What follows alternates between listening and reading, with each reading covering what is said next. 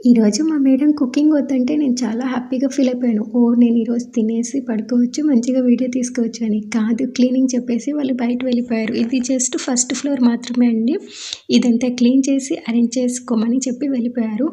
నా డే అయితే morning 7కి coffee and బిస్కెట్‌తో start చేస్తే నైట్ 2 అయింది. ఇవన్నీ కర్టెన్స్ మార్చేసి, క్లీన్ చేసి, వాక్యూమ్‌తో క్లీన్ చేయాలి. చేత్తో కూడా కాదు.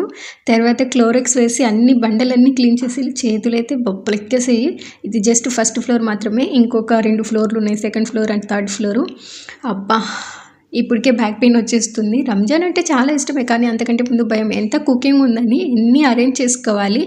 కొంచెం కూడా వీళ్ళకి మరక అనేదే కనిపించకూడదు.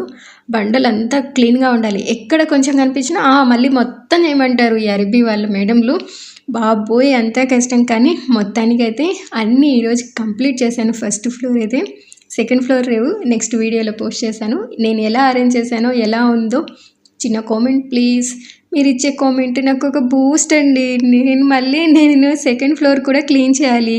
ప్లీజ్ ఒక లైక్, కామెంట్ ఇవ్వండి. వీలైతే సబ్స్క్రైబ్ చేయండి. Thank you for watching. Please support me.